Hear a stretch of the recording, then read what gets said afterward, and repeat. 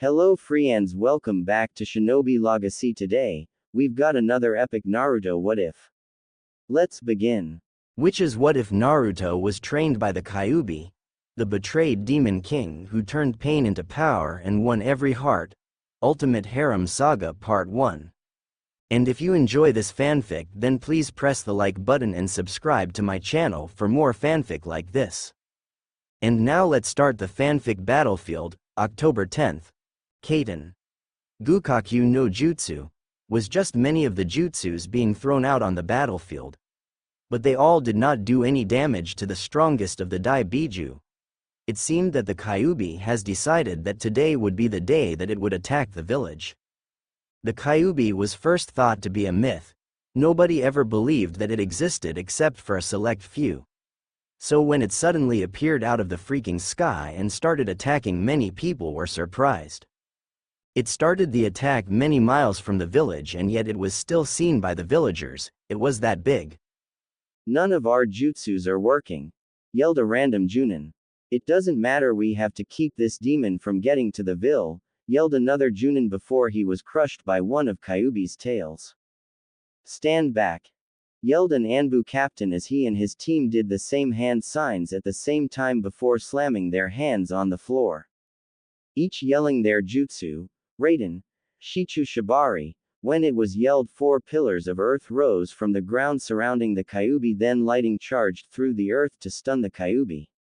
They then did more hand signs, then yelled, Doden, Oto Shibuya, and as soon as the Kyuubi was covered by the lid, it exploded, sending the pieces flying outward and even hitting some other ninja, including the Anbu that cast the jutsu. We got to keep this up until the Yondaime arrives. Hokage Tower. Hiruzen Sarutobi, the Kami no Shinobi and the Sandaime of Konohagakure, was watching Minato Namikaze, the Kiroi Senku and the Yondaime of Konohagakure, pace around his office with Jiraiya, the Gama Sennin, self-proclaimed super pervert and the sensei to Minato Namikaze. Minato-kun, don't you think you should at the hospital with your wife? She did just go into labor. Sarutobi questioned. Minato, who was panicking over to either to go fight the Kyuubi for a while or go to the hospital and deal with his laboring wife. He made his decision. Are you crazy? Until she is finished delivering that baby, I'm not going near the hospital. You know what you should be doing? Jiraiya asked. What? You should be trying to figure out if you really want to make your son into a Jinchuriki. Are you sure you didn't find another safer way to get rid of the demon? At this he stopped pacing and looked his sensei into the eye and said, there is no other way, the only solution is the Shisho Fuin with Hake no Fuin Shiki to keep the Kyuubi sealed and the Shiki Fujin to get the Kyuubi's soul there. No other seal would be strong enough to hold the demon back. Alright, you don't think I already know about the power those seals have? Jiraiya held up his hands in the surrender position. The Sandaime was thinking this whole time and just now decided to voice his thoughts. Well, how about I do the sealing? Are you really going to leave your son fatherless? As soon as he said that, a young Anbu member appeared in the room, bowing his head. He looked to be about 15 years old with gravity-defying silver hair, wearing a dog mask. This was Kakashi Hatake, the Sharingan no Kakashi, son of the Shiroi no Kiba and student to the Yondaime Hokage. Inu, what are you doing here? I told you to guard Kushina-chan. Why are you here anyway? Sorry Hokage-sensei, but she told me to come and get you because she is finished and wants you to see your son. When he was done with his sentence and looked up, he found the room empty. Okay. He mumbled as he sunshined out the vacant office. Hospital, Kushina's room, as Minato appeared in a yellow flash from putting a Hiraishin seal on his wife's ankle. His ears were assaulted by the giggling of a baby. When Kushina saw her husband, she smiled. Hey Naru-chan, your father is finally here. See, he is right there, she said to her baby while throwing in some baby gibberish at random intervals, causing baby Naruto to giggle more. Hey Kushi-chan, how are you feeling? Well, I'm a little tired from bringing Naruto into the world. I'm starting to feel a little sleepy also. As this was going on, Jiraiya, Sarutobi, and Kakashi Inu walked into the room and stood around Kushina. Minato then asked the question that would seal the fate of little Naruto. Kushina-chan, can I hold him? Sure you can. Here is your father Naruto-chan. As Naruto was passed to him, he started to really get a good look at his son. He had a patch of blonde hair and big cerulean blue eyes that just shined his innocent. Kushina smiled as she watched her husband play with his child. Then an Anbu appeared in the room and said, Hokage-sama, the Kyuubi is getting closer to the village, you have to join the battle. Okay, I'll be right there. He then started walking out with his son still in his arms. Minato-kun, aren't you going to give me my son back? Questioned the concerned Kushina. I'm sorry Kushina-chan, but I need him for my jutsu. Whispered Minato, but even though he whispered this, everyone still heard it. You need him for what? Get back here, you baka, and give me back my son. As she was yelling, her heart started to pump erratically. Everybody was worried for Kushina. Kushina, you need to calm down or you're going to have a heart attack. How could you tell me not to worry? You seen that baka walk out of here. What are you doing here anyway? Go get my son back. And when they left, she started to go into cardiac arrest, but it was too late as they all left to get her son back, and no one was there to warn the nurses of this dreadful event. Cave near battlefield. The Yondaime appeared in the previously arranged lit room and started to prepare his son for the sealing. He got the ink from his robes and started to draw the seal on his son's stomach, but kept messing up because Naruto kept giggling and moving around until he finished 5 minutes later. His personal squad of Anbu appeared and received orders to wait and protect Naruto until the end of the sealing with the Sandaime, who just appeared in the cave, along with Jiraiya and Kakashi. Minato, didn't you hear your wife? She was going crazy. If she doesn't calm down, then she is most likely going to die. Jiraiya said to his student. Even though Minato heard it, he didn't pay any attention. He was all serious and told Jiraiya to summon Gamabunta so he could conserve his energy. Jiraiya was reluctant at first, but a glare from Minato and a hurry up made him do it. When Gamabunta was summoned, he spotted the Kyuubi easily. Oh hell no, I am not fighting the Kyuubi, are you out of your mind? When the Yondaime jumped on top of his head and explained that he needed to get close to the Kyuubi to seal it. And I need you to protect me while I do the hand signs. Come on Bunta, I need your help on this one. Do this for me as a last wish. Pleaded Minato as he was literally on his knees begging the giant toad to help him. Alright, I'll help you, but we're going to have a last drink right now. I'm sorry Bunta, but I don't have any sake with me.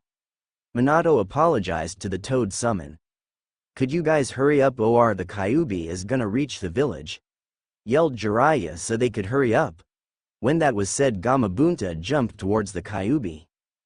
Jiraiya, when this is over, I need you to take Naruto back to his mother. Sure sensei. Battlefield. At the battlefield there was bodies of the dead everywhere. They were all either crushed, burned, eaten and then spit out, or simply ashes. And that is what the Yondaime Hokage seen when he got there. The Yondaime is here, were saved. Yelled a Chunin ninja as he seen the Hokage appear on his summon. Everyone fall back and let me handle the rest, you all did a great job at keeping the Kyuubi away from the village. Now leave this to me. Yelled Minato as he got ready to have his last battle with the strongest of the Biju. Finally, the leader of this pathetic village shows up. Where have you been, Ninjin? Were you scared that badly? Said the Kyuubi as his tails hit the ground, causing earthquakes to occur. Well, of course you were. All should be scared of the mighty Kyuubi no Kitsune. Now die. Kyuubi said as he charged the toad. Gamabunta acted fast and jumped over the raging Kitsune and sent a water bullet at it. But it didn't work as one of the Kyuubi's tails hit the water bullet and sent one of its own fire bullets at the toad in the air. Bunta, yet again thinking fast, grabbed his sword and adding chakra sliced the fire bullet in half, causing it to miss them entirely. I didn't think that would really work, thought Bunta. This is intense. I didn't even start my hand signs yet, thought Minato as the battle began.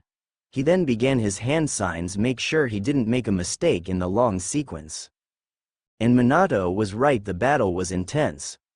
Bunta was just using his blade and his reflexes to fight the Kyuubi as the Kyuubi was sending fireballs the size of the Hokage monument at the toad who kept jumping everywhere.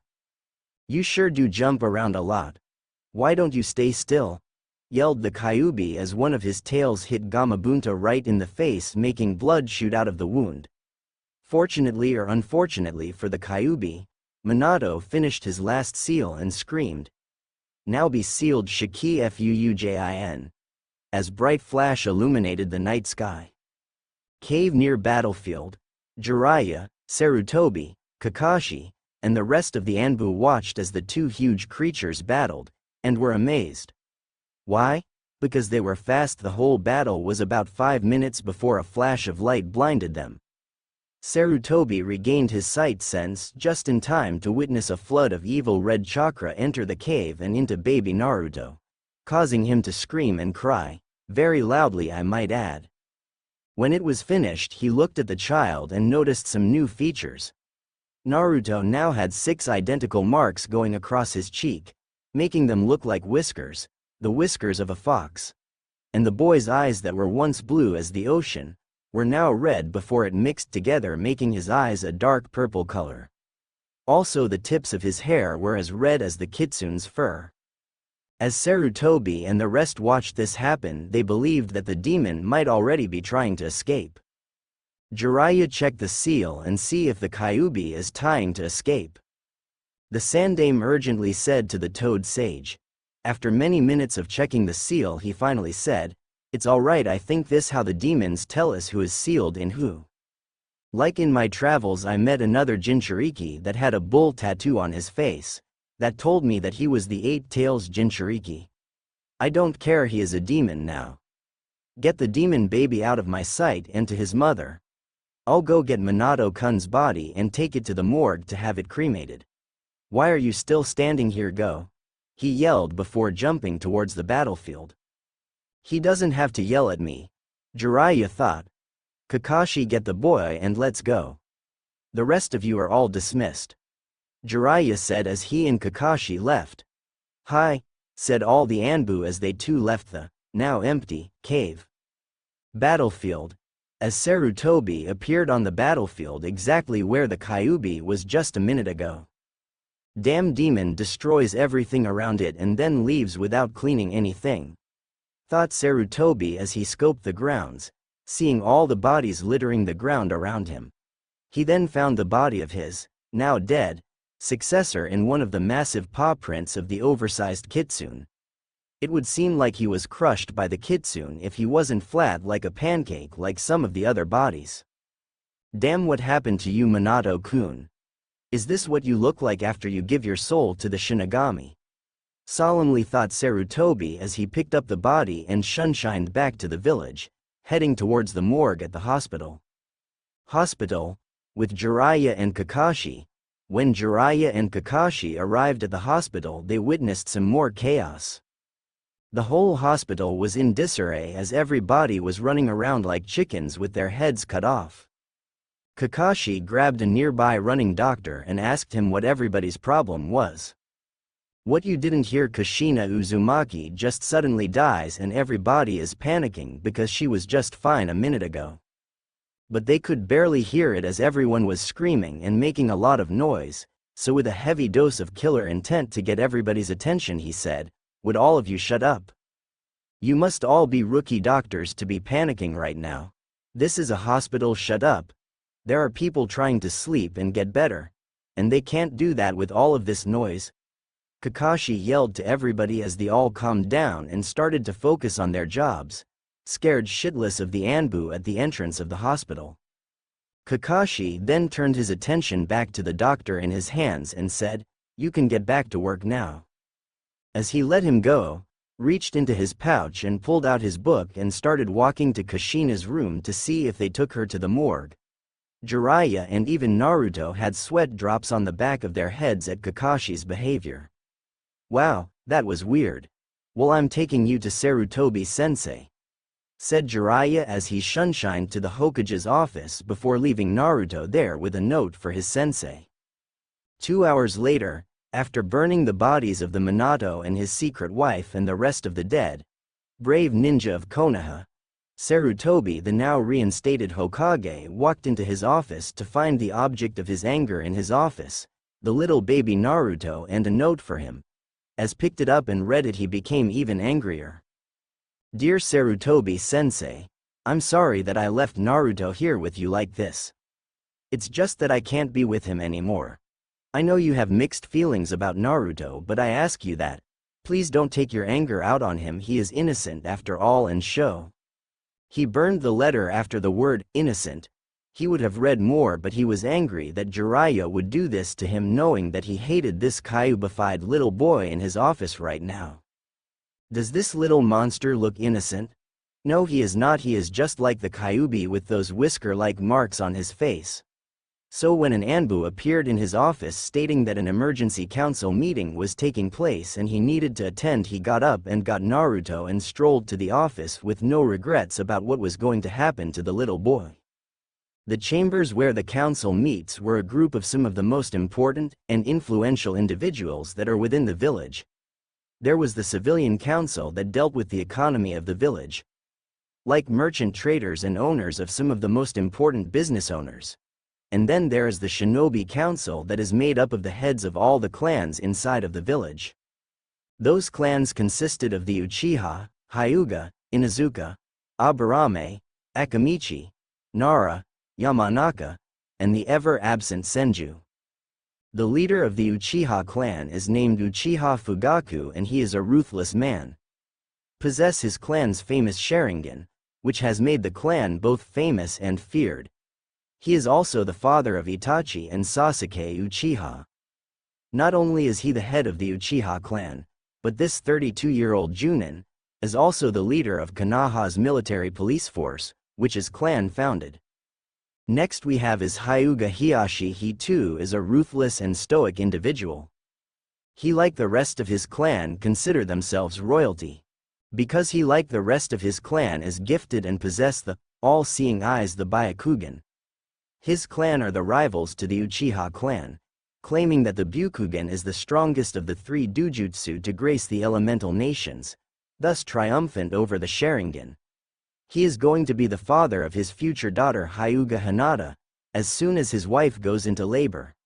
He is a 34-year-old Junin that is the head of his family's main branch. Next is Inuzuka Sume, the fiery mother of Inuzuka Hana and Inuzuka Kiba.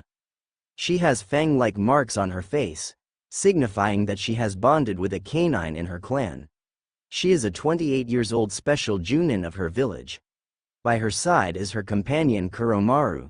He is one of the strongest and intelligent of his canine species because of his ability to speak, literally speak like say, hi, and go yourselves.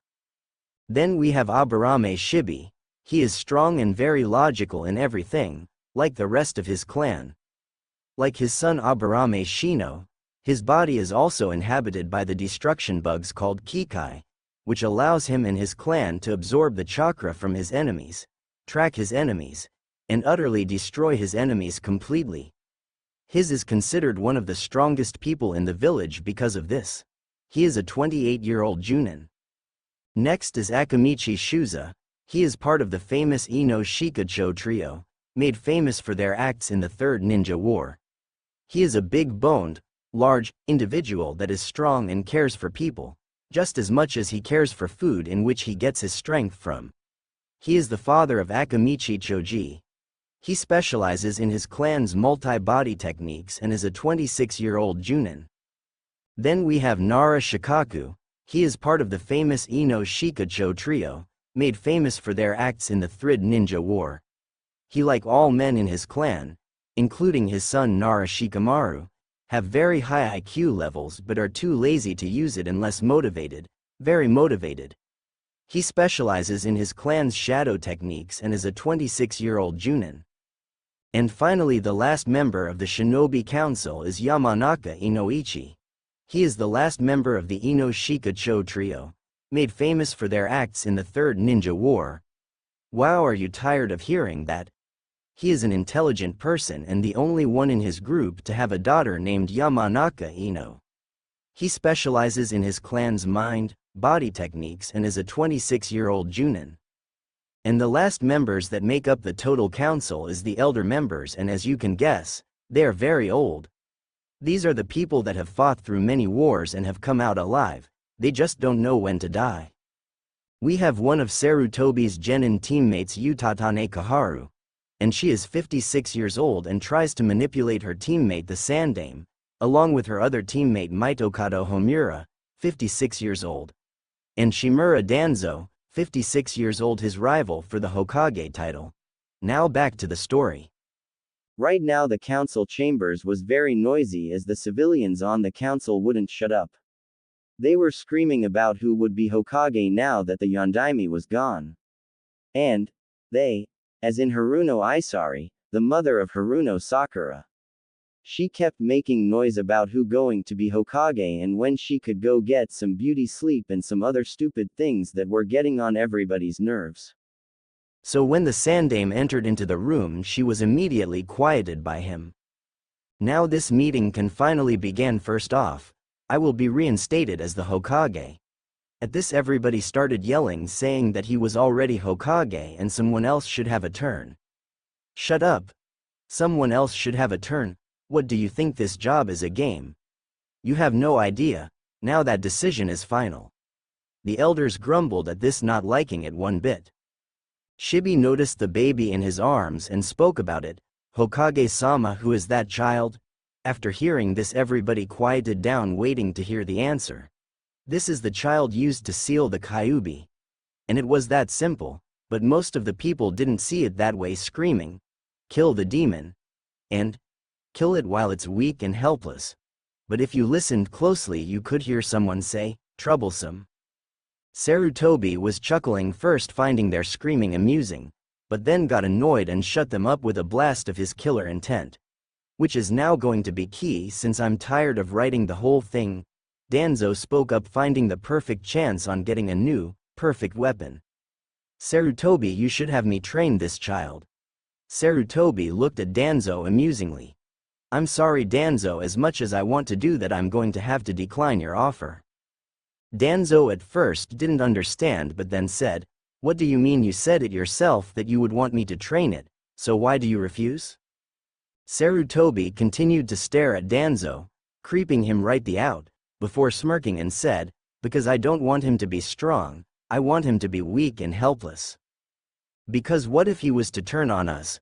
I don't want him having the strength to do any damage to our village." "Then why don't you kill it?" Kaharu said from her seat. "Because then the Kyuubi would be free with all of its strength to finish destroying the village," explained Sarutobi slowly to his teammate, causing her to see red. "I don't know why you would want to kill this little baby anyway if he just the jail to the prisoner that is the Kyuubi. All I know is that all this is just troublesome," Shikaku said sleepily, thus causing him to put his head down. Inoichi and Shuza just sweat dropped at him before apologizing to the Hokage for Shikaku. Then Inoichi slapped him in the back of the head, causing him to raise his head and complain to Inoichi to stop hitting people while they try to sleep, claiming that it was rude. "I agree with Shikaku, Hokage-sama, as this child poses no threat to us, as he is just that, a child. This child is just like my clan, as we possess bugs inside our body," Shibi said to the Hokage. "That may be true, Shibi-san, but you or none of your clan was changed like the boy was. Now this boy will go into the orphanage just like all the other kids today, and we will never need to have a discuss about him ever again. This meeting is over, you're dismissed," spoke the Sandame harshly as he picked up the child from off the table and went to take him to the orphanage with absolutely no regrets, like I said. "Do you think he is going to tell the village about Naruto holding the Kyuubi in his gut?" Sum said. "Well, of course he is. Did you not see how much the Sandame hates the little kid?" Inoichi said to Sum. "Like it matters, all it is going to do is make the whole village hate Naruto," Shikaku said as he got up to leave so he could finally go to sleep, in peace without people hitting him. After this was said, everybody left the chambers to go do their own thing and give their children a lot of love, because baby Naruto was not going to get none from the people of the village. 6 years later, Naruto was walking on the road along the way to his apartment carrying some wood and paint in his small arms. He was wearing a plain white t-shirt that had holes and dirt all over it. With some blue shorts that reached below his knees, they too had dirt and holes in it. He was pissed off at the villagers. They had the nerve to come into his apartment while he was sleeping and not only beat him up a little, but also write the words, "Demon scum," and "Go back to hell demon," on his walls and destroy some of his walls putting massive holes in them. Then when the landlord seen it he made me give him money and then told me to go repair it with my own money. I remember the time when I got this apartment and practically made Hokage Teme give it to me, along with enough money to pay the bills with, since me having the Kyuubi wasn't much of a secret kept from me. Sighed Naruto as he continued walking towards his apartment, ignoring the glares from the people. Flashback: 1 year ago, I had just gotten kicked out of the orphanage and left on the streets. When I decided I should go to the Hokage's office and see if I can get my own place. It was no secret that the Hokage didn't like me, but if I played my cards right then I would be able to get my own place. As I entered the building I had to quickly hide myself from the secretary, as she had thrown something at me. I think it was a stapler, but what I do know is that it would have hurt if it would have hit me. "Hey, quit throwing stuff, I didn't do anything to you," said Naruto from behind his cover, which was someone else before I was shoved out of the way by that same person. And when I was shoved I had to, again, move out of the way from another object. This time I ran up the stairs head towards the Hokage's office hoping that the old bastard would do this for me. Just this one time. "Hey brat, get back here," the secretary said as she sat back in her seat and got back to work, forgetting about me already. I had to be careful about how I approached the Hokage or he would immediately kick me out of the office. So I knocked lightly on the door and entered when told to. "Please don't kick me out," I lightly repeated in my mind. "Hi Hokage-sama, can I have a moment of your time?" I said, still repeating my mantra in my head. The Hokage looked up from his paperwork when he heard my voice and sneered at me and was about to kick me out when I said quickly, "Please don't kick me out Hokage-sama," I said as politely as I could. I even bowed to him and put my head down and everything. The Hokage stopped what he was about to do, but kept sneering at me and asked me what I wanted, and it had to be as important to have stopped him from doing his paperwork. But I knew he was going to want to talk to me anyway because I knew that he hated paperwork more than he hated me. "Hokage-sama, the orphanage has kicked me out and I was wondering if I could get a new place to stay." When I seen he was about to say no I added, "Please consider this offer Hokage-sama," trying not to sound rude or anything. He sighed and then said, "Explain to me why I should give you what you want." As he said this my eyes widened as I didn't expect him to say this. I thought to myself, what do I do now? I sighed and said, "I don't anything to say to that except if you don't I'll end up dead and the Kyuubi released to finish what it started." I knew that as soon as I said that I would have to pray and see if he took the bait, as I knew he was thinking about it. Sarutobi's perspective. When I heard Naruto say that I had to think for a couple minutes. He is a smart demon to know that the seal would break down and the Kyuubi would be freed. Or does he know and just said that hoping that it would work? After what felt like an hour he sighed again and said, "Well, it did." Naruto's perspective. I watched, in a nervous wreck, as the old man thought about my future. "Fine, I'll give you the apartment." After this I jumped up happily and immediately latched onto the old man saying thank you repeatedly. "Get off of me or I'll kill you myself," said the Sandame as he released a bit of ki. I had forgotten that the Hokage hated me in my joy and let go of him and thanked him properly. "Thank you Hokage-sama, and can I get some money to pay rent with and to also get food with? I do need food to survive." I knew I was pushing it but I didn't know he would accept it.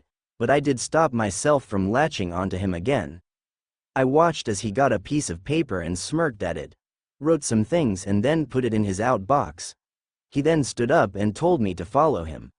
I was puzzled at what he was doing before figuring out that he was going to show me where I will be staying as I too got up and followed him.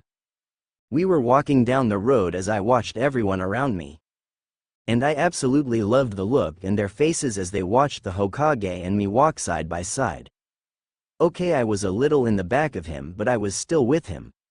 When we got to the apartment, I was a little appalled at the building as it was a rundown piece of junk, but it was something and I was grateful for it. But after talking to the landlord and seeing the inside of it, I was absolutely disgusted with all of the mold everywhere. The apartment was a one-bedroom with a bathroom and the kitchen was practically in the living room. There was already furniture there, but they too had mold everywhere. After the Hokage left, the landlord said, "Don't wreck the place." He then left, leaving me to say, really, like anything else could happen to this place. Besides, this is going to take so much time to make it look even livable. Until it dawned on me, that old bastard gave me this apartment on purpose. Release flashback. Naruto was just reminiscing about the time when he got the apartment the bastard of a Hokage gave him. So he wasn't really paying attention to his surroundings. And because he wasn't paying attention to where he was going, he ended up making a wrong turn into an alley and thus into a wall. It was a good thing that the can of paint had a lid on it, because he dropped everything that was in his little hands. It was like he fell in slow motion. It was so funny. But when he dropped to the ground, he just laid there before he moved his head to the right and found something under the garbage can that will change his life. He watched the child walk. He cast a few hand seals. After finishing up his hand seals and watching the little child turn the corner to where he wanted him to go, which was in the alley, and then ending the genjutsu on him right before he hit the wall, he had to pat himself on the back. As he was never a genjutsu user, but now was the only exception. That little boy better find what I have for him. I would hate to have did all that work for nothing, the cloaked figure said as he left. In a dark room. Did you drop off the package? One figure said to another, crouching figure. Yes sir, I noticed he was in a genjutsu and went down an alley, and that is where I made my move. The crouching figure said to the first. These two figures were in a small dark room. Even though it was around noon, outside, it was dark in here. Weird. It seems someone else wants this boy to get stronger, but which side is this person on, Sarutobi's or mine? As the first figure thought this and turned to leave, you could see bandages around his head. Soon that boy would need help, and when he does, I'll be right there. He then did an evil chuckle. Alley with Naruto. As Naruto's vision cleared and he looked under the garbage can, he found 2 scrolls. Puzzled, he picked them up and examined them to see whose they were. One scroll was blank and white, while the other had his name on it and was blue. Naruto looked around and shrugged his shoulders and put them in his pockets, left out the alley and ran to his apartment, careful not to have the scrolls slip out. Naruto's apartment. When he entered his apartment, he immediately locked his door and went to his bedroom with the scrolls, dropping everything else on the way. As he took both the scrolls from his pocket and opened the one with his name, all he saw was a weird drawing, and below that he saw kanji that read, "Add chakra." Now you have to understand, living on the streets and doing things yourself, you have to learn a few things. He taught himself how to write and read and cook for himself. But right now he did not know what chakra was, so he just sat there looking at it for what felt like forever, before he came up with a solution. Oh, chakra must be what ninjas use. If I could use it, then I could protect myself. With that done, he checked the other scroll. As he opened it, he saw that the inside said in big kanji, "Wind," and then it showed chakra control techniques. Like leaf floating, tree climbing, water walking. Then it had kunai balancing exercises.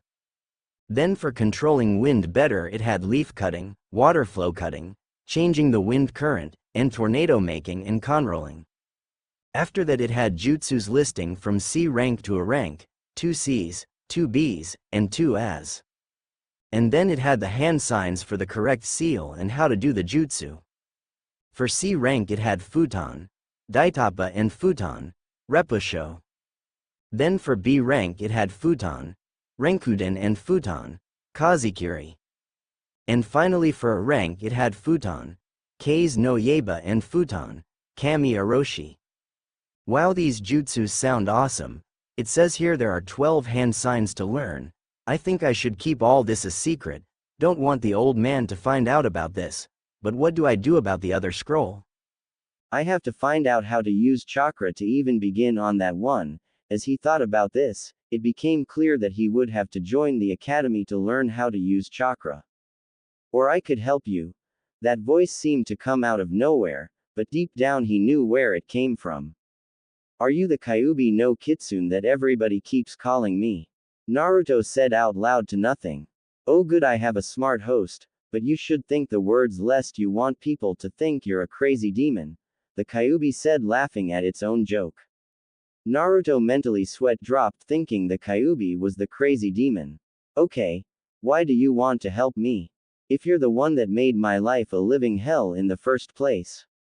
Naruto said to the Kyuubi, getting angry at the end. On the contrary, kid, it was not me that made your life hell. Who was it then? It was obviously the old bastard, as you so kindly call him. He was the one that told everybody you was my container. And then told the whole village and didn't do anything else to ensure your safety.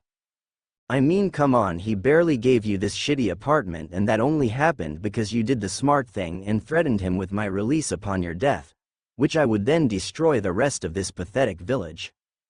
But if I learned anything behind these bars is that if you die I would die with you. So if there is one thing that I appreciate out of my imprisonment is that I'm a smart person. I absolutely hate idiots.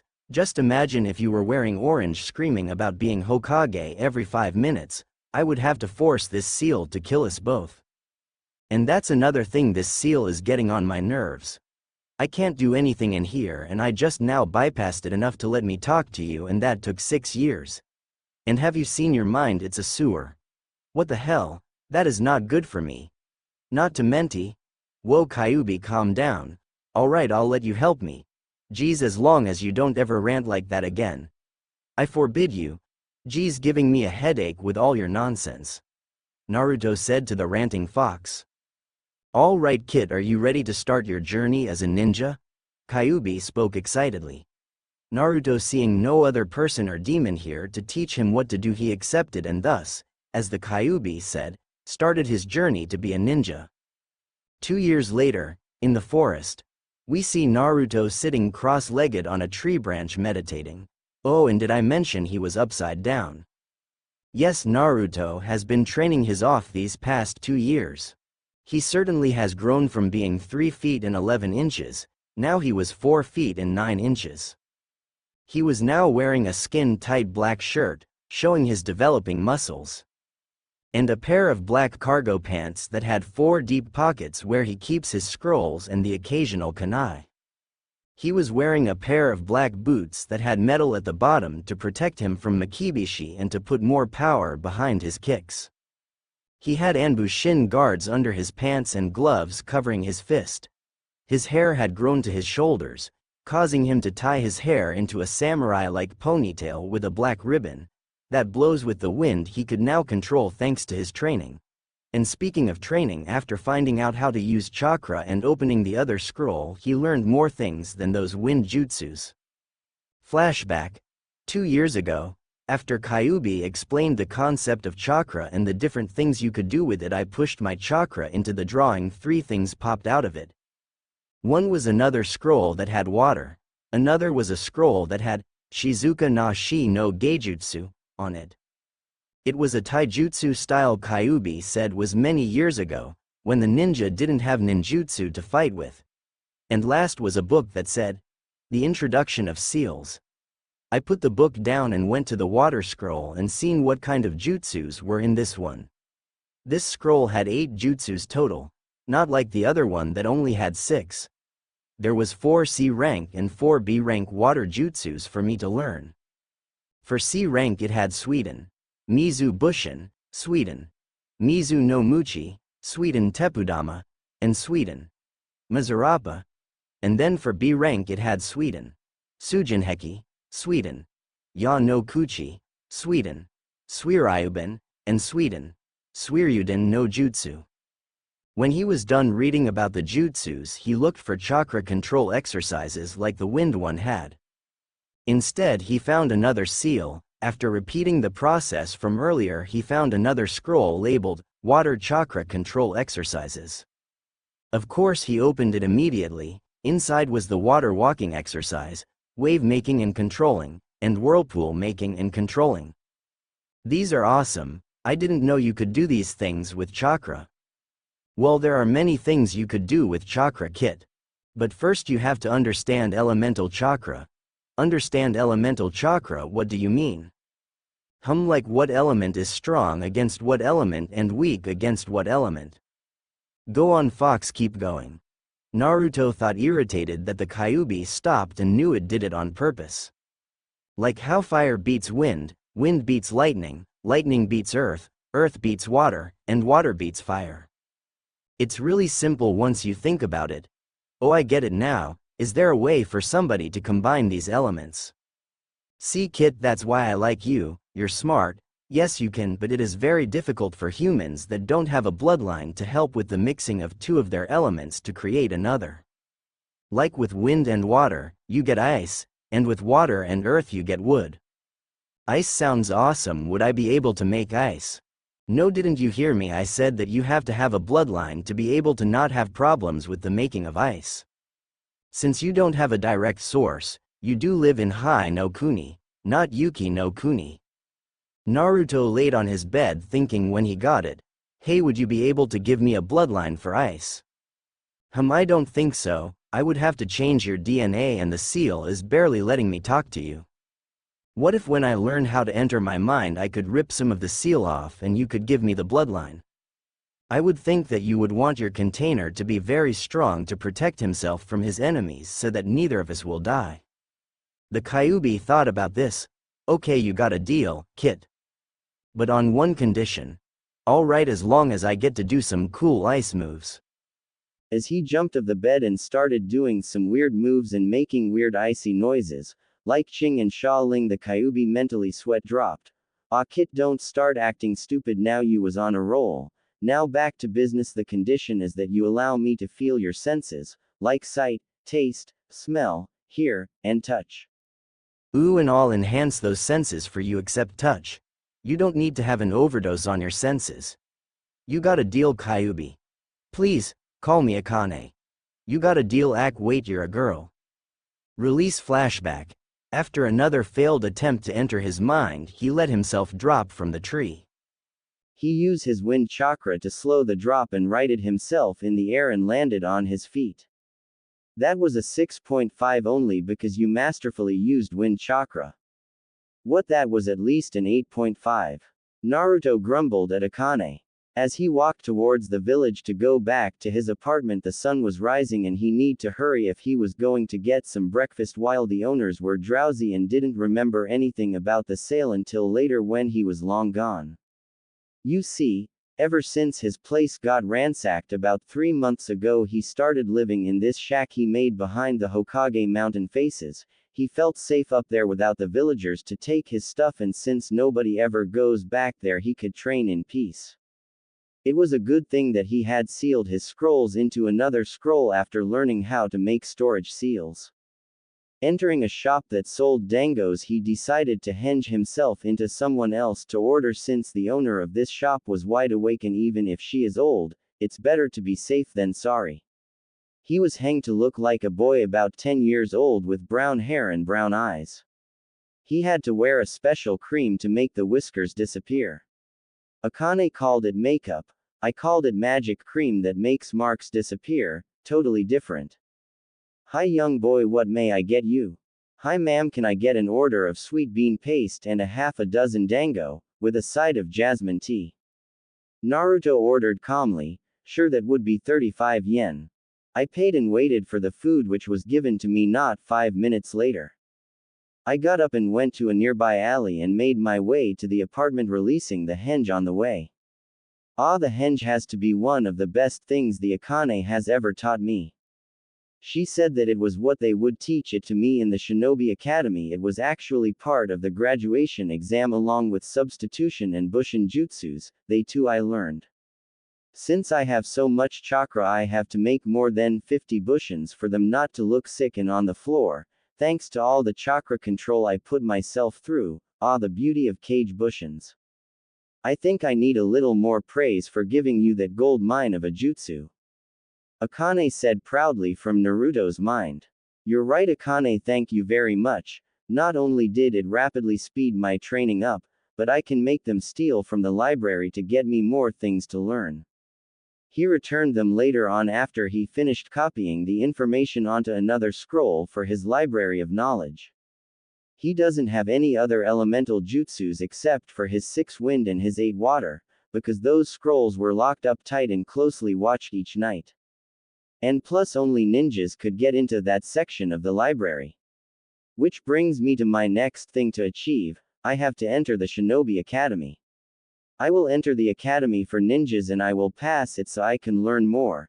That is my goal and I'll reach it, or my name isn't Uzumaki Naruto.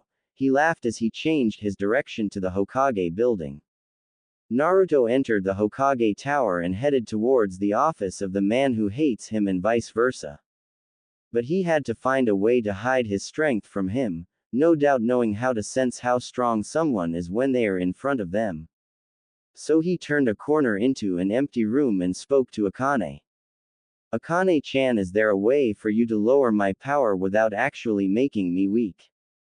I should be able to mask your chakra to the level of an ordinary rookie academy student. I should have taught this to you. It is one of the most important skill a ninja should have, so that their enemy underestimates them. Then how come you didn't? I would have learned to do it with the cage bushin. I know I was focusing on the now and not the future when you needed it, sorry. It's okay, you'll teach me how to do it when we have time, now let's go. Naruto left the room when she was finished and made his way back to the old man's office. I wonder if I have to threaten him again, he thought as he knocked on the door and entered the office. In the office, 5 minutes earlier. In the office were Danzo and the Sandaime. They again having an argument about Danzo not training Naruto. But Sarutobi, I could make him completely loyal to the village. You mean completely loyal to you? And how many times do I have to tell you I don't want him getting strong? Well, how about you let him go to the academy and hinder his growth through academics? Danzo said, already thinking of a way to get a stupid little boy in his grasp. That's not a bad idea, and if he does become a ninja he'll have to obey me.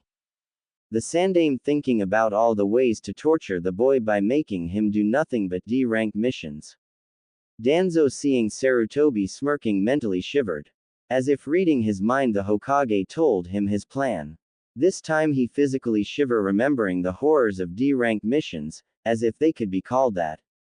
He honestly felt sorry for the boy and any other ninja that had to do those chores. When they heard a knock on the door, they waited, before sensing Naruto opening the door. Back with Naruto present. When Naruto entered the office, he was surprised to see the Hokage smirking at him and the other old man in the bandages giving him a look of pity. Did I miss a joke or something? At this he seen the Hokage's smirk widen and the bandaged man to lower his head and put his hand on his shoulder, pat once and wish him good luck. Naruto just stood there with a confused face and everything. You could actually see a huge question mark above his head. The Hokage kept on smirking, watching Danzo pat the demon on his shoulder and leave. For once the Hokage was glad to see him. It was going to be so fun torturing him. Oh, okay. Hokage saw, you don't have to say anything, I already know what you're here for. And I'll have you enrolled this September. The Hokage wanted to laugh like Orochimaru right now, at seeing Naruto's face get even more confused, as if that was possible. Well, that was easy. Naruto said, exiting the office. The Hokage, seeing him leave, finally laughed. Coo, yes, that was easier than I thought. Outside. Don't you think that was a little too easy? I mean, did you see the way he was smirking? Akane said, worried about what the old bastard was planning. Well, now that you mention it, he did seem to be acting different from the last time I seen him. Do you think he has something planned for us? He thought, now concerned for his safety. I wouldn't put it past him. That old man lives in the past along with the rest of this village. Once you get strong enough, you're going to have to leave before they decide you lived long enough and attack you seriously. After she had said that Naruto knew it was only a matter of time when they would strike, maybe as soon as he showed how strong he was or during a mission. I have to get stronger and quick if I'm going to survive against the Junin of this village, he said softly as he was passing some Junin and Chunin now. Akane, what is today? Naruto asked her, thinking about how much time was left before he has to go to the academy. Well, if I'm correct, then today would have to be the 1st of July. Which means you only have 2 months to train and learn some new things before you go to school. I'm sure they would try to hinder your academic growth.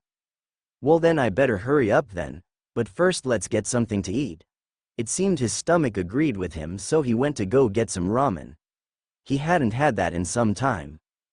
Walking into the shop and sitting on a nearby stool and waiting for Ayame to take his order. Speaking of Ayame, she finally seen him and went to take his order. Hey Naruto, what would you like? She said with a fake smile, but Naruto seen right through it and gave her his own. I would like 10 bowls of miso ramen, please, he said, straining the word please.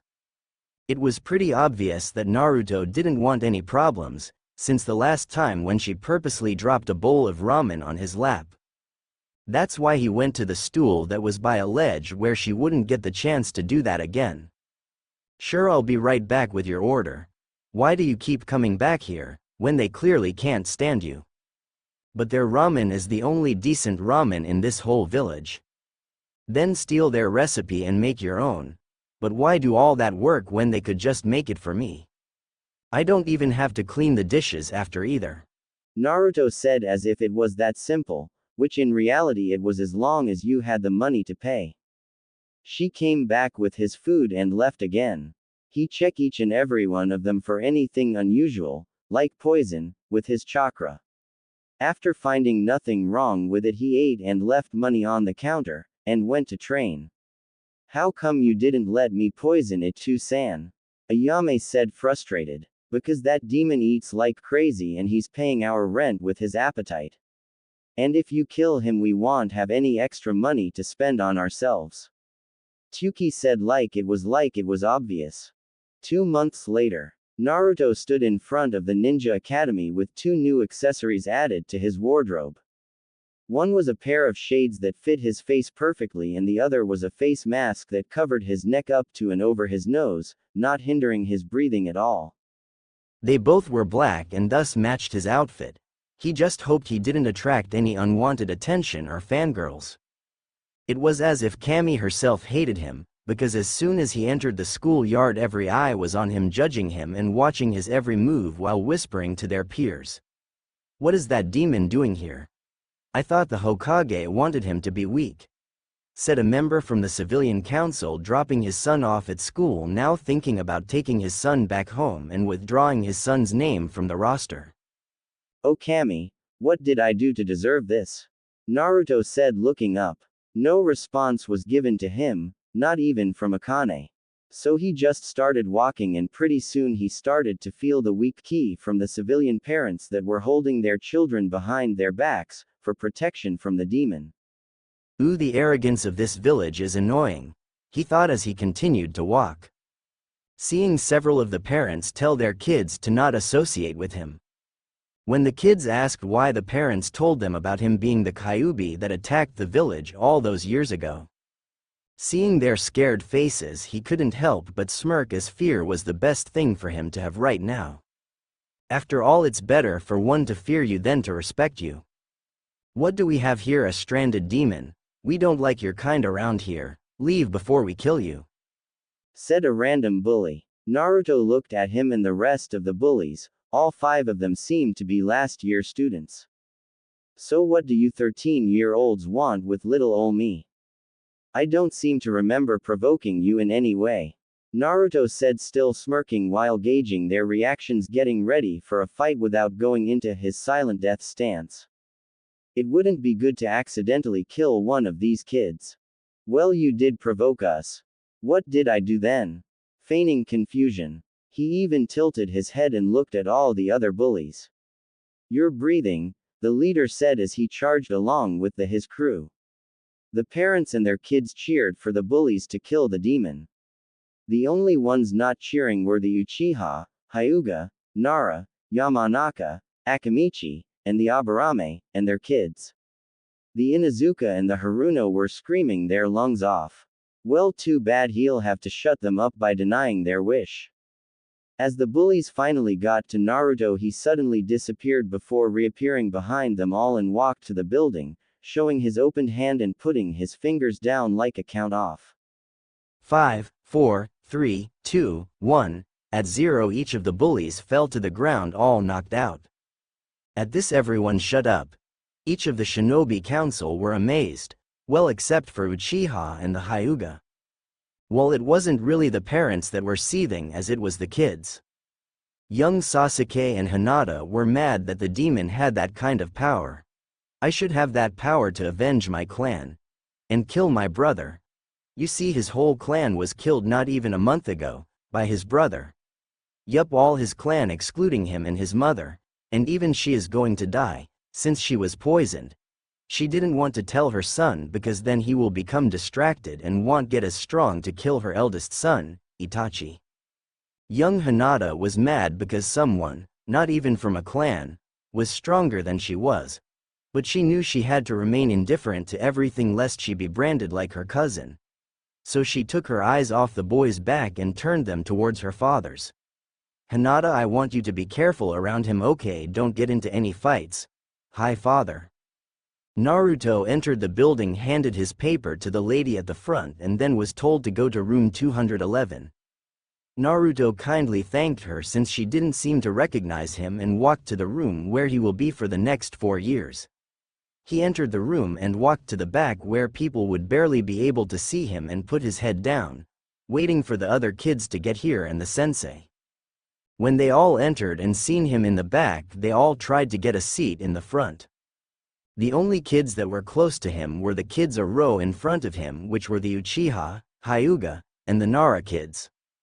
Oh, how lucky he was to be by 3 clan heirs. They most likely hated his guts, like the rest of the village. As the teachers came in the class, one of them quieted everyone by manifesting a giant head to scream at his students and introduced himself as Iruka, with his assistant Mizuki. Now stay quiet as I call roll. After hearing him call out various names, he waited for him to call his name. But it was never called. Sensei, my name wasn't called. Naruto told Iruka. Oh, but you didn't hear me say, demon, because I think I remember. Iruka said, smirking. Oh great, another hater, yay me. Naruto thought sarcastically. No, I didn't hear it, that's why I asked you in the first place. Some of the other kids had to laugh at that. Naruto, hearing laughter, smirked until Iruka yelled for them to shut up. Just for that we're going to have a pop quiz. What, but this is our first day here. Most of the class yelled, but the loudest were Dog Boy, aka Inuzuka Kiba, and Giant Forehead Banshee, aka Haruno Sakura. After the shout, it was Iruka's turn to smirk. Well, that's not my fault now, is it? You can thank the demon over there. At this, the class looked at Naruto and releasing some ki on instinct alone. Oh geez, this is going to be the longest 4 years of my life. He thought as the papers were passed to everyone. Naruto was sitting in class listening to Iruka Baka talk about the history of the Nidaime and how he sacrificed himself in the Second Ninja War. That stuff was boring when he learned it 7 years ago. He doesn't need to hear it again. Naruto was still the same old Naruto, he just got taller and a lot stronger. Thanks to him figuring out how to sneak into the jutsu side of the library. It was as easy as transforming oneself into something like a mouse or a ninja that recently went on a mission or gets buried by somebody with a learned earth jutsu, or tied up somewhere with suppression seals on his body, or both. Yup, after finally getting access to his own mind, 3 years ago, he finally finalized the deal with Akane. But he got way more than what she promised. Let's just say that with the heightened senses he got some extra affinities. Like fire, lightning, and earth. Oh, and she also did the whole DNA thing. Now I can use ice easily. All I need are some jutsus for the element and I'm set. But let me tell you something, I didn't just get all of this without suffering some pain. I was away from school for about a week. But maybe I just used that as an excuse to not go. Shish, don't tell nobody. After learning he had those affinities, he went to the library to learn some jutsus for the elements, and with Kage Bushin he could learn while he was in school, which he was happy for since he always had to stay in detention like 4 hours after school ended. Why? For asking to go to the bathroom, answering a question right, which was all the time, and let's not forget beating up Mizuki-sensei in all their spars, if I can call them that. That man's idea of a spar is he comes at me with a kunai and anything else while I only get a stick. Thank goodness I'm faster than he is, and stronger, and smarter and practically anything else. Sasuke is a better fighter than he is and I can wipe the floor with him. As it was now lunchtime, I went to sit in a tree away from the other kids. Speaking of Sasuke here, he is again trying to get into a fight with me. Fight me, demon.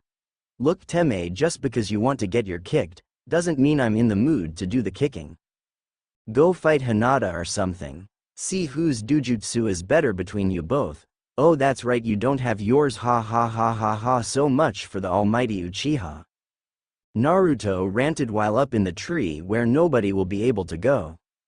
And just when he was about to think about the past again, the Tamiz fangirls just had to make their presence known to him, not like he didn't already know. Don't speak about Sasuke-kun like that, demon. Get down here and fight him if you're not scared that it. They all screamed at the same time. Geez, do you bitches have to scream? I'm not that far away. I bet people in Kumo could hear you. And me scared. Do you want your precious Uchiha to end up in the hospital again? Naruto said, picking his ear out with his pinky while chewing on a senbon needle.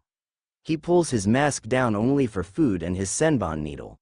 It being metal didn't bother him a bit. And speaking of senbon needles, did I tell you they were absolutely excellent in disabling people if you knew your anatomy, which he did. WHO, are you calling bitches? They all screamed again. Naruto sighs and decides to leave the only way he knew how. He shushined away. Where did that worthless demon go? Sasuke-kun needs somebody to pound. Sasuke just walked away knowing he'll be back when the bell rings for class. Wait, Sasuke-kun. As they chased after him. Class time, 20 minutes later. As the bell rang, Naruto was the last one in class. He didn't say anything to the teacher or nothing, he just went to his seat. Iruka finally started to talk about how today was the exam for graduation and to everybody to get ready for the first part. The written exam. Hokage Tower, Sarutobi was waiting 4 years for this. Soon he will have a stupid tool to send on a suicide mission and be done with, or have him do only D-rank missions. Yes, or make him do every Kage's true nemesis, paperwork. When I'm done with him he's going to wish for me to kill him. Ha ha ha ha ha. Sir, what do you want me to tell Iruka? Tell him not to sabotage this test. I want the demon to pass. Hi. The ninja said and went to complete his mission. Yes, soon. The crazed Hokage said as he looked out the window staring in the direction of the academy. Classroom. As Iruka was passing out the test and was about to give Naruto a prearranged test from the bottom of the stack of papers, a knock was sounded at the door. Then a Chunin walked into the room. After spotting Iruka he walked to him, spoke in his ear, and left via Shunshin. But Naruto could hear what was said along with Kiba, but he is not important. Don't give Naruto that test, give him a regular test. From orders of the Hokage. See, I knew that shit for brains was planning something. Akane told him in his head. I heard Akane, no need to tell me. And plus I was a little tired of doing Anbu test. Let's see what the Genin test have to question.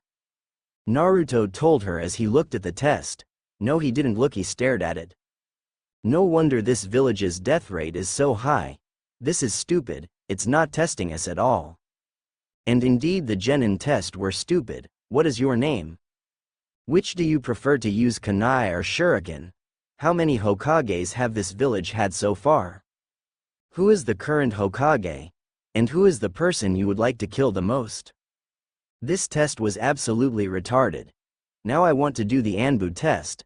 I think I got a little stupider doing this test. I wonder if it's too late to ask for a harder one.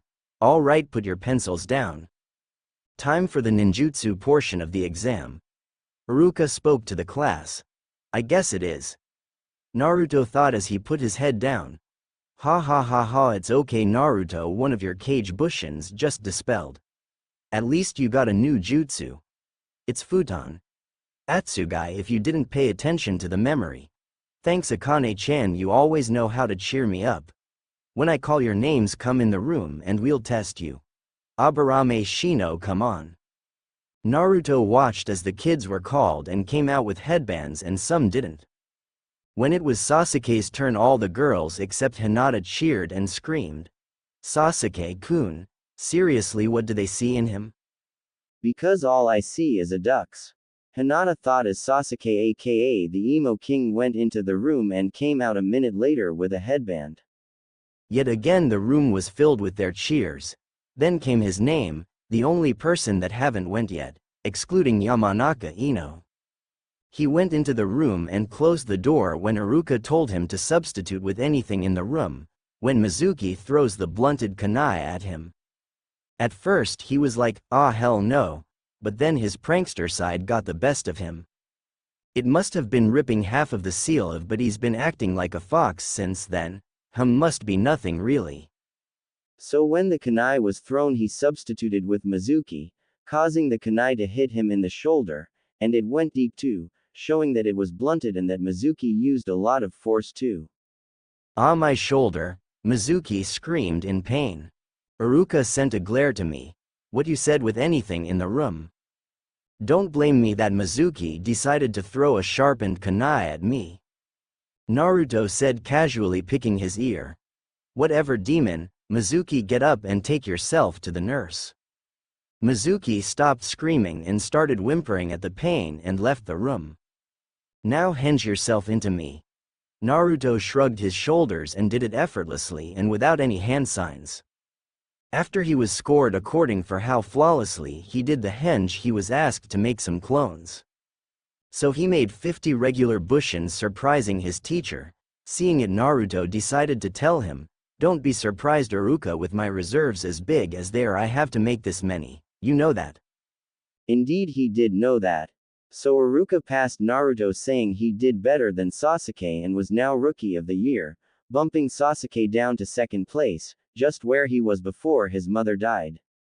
That's right, he let Sasuke become Rookie of the Year after his mother's death 2 years ago. He did it for the honor of the only Uchiha that wasn't corrupt like the rest of the Kami Forsaken clan, but now it was time to regain his title. Grabbing a headband with a black ribbon, he tied it around his head to keep his bangs from going in front of his shades that he still wore. His hair now having 2 bangs framing his face. The top was spiky as always and the rest went just above his shoulder blades. As he finished, he left the room and headed towards his seat, hearing Ino's name being called. Everybody seemed extra wary of him after sending Mizuki to the nurse again. They really shouldn't be surprised, he did do it often. After Ino came out with a headband, Iruka congratulated the class and told everyone how they did. For the written portion, in first place everyone is tied, as they answered every question right. Like that test gave anyone a challenge, Naruto thought dryly. For the ninjutsu portion, in first place is Uzumaki Naruto for making 50 clones. He is once again the Rookie of the Year. Iruka said reluctantly and the last part lowly, but it was still loud enough to be heard, especially by Sasuke and his fangirls. What, how did that lowlife beat me? I am an Uchiha, I am of the most elite of the clan. Sasuke yelled in rage. I demand that we fight for the title. Sasuke added, seeing the perfect chance to fight Naruto. Demon, do you want to fight Sasuke for the title of Rookie of the Year? Whatever, it's not like I have anything better to do. Naruto said sarcastically. Let's get this over with, I actually have places to be. Academy training ground, everyone gathered outside for the fight. As always, Choji had some chips to eat while he watched Sasuke get his kicked. Shikamaru was looking at the sky, watching the clouds go by. Shino was being Shino, Not really doing anything in particular. Hinata was bored and didn't want to be here. She had to train how to do the kaiden now since she was a ninja. Ino and Sakura were screaming for Sasuke to kick Naruto's. Kiba was yelling wanting them both to kick each other's. While the rest just watched. Mizuki, now back from the nurse, wanted revenge against the demon, and Iruka was speaking. Now the rules are simple: the first one that surrenders loses, and the winner gets the title.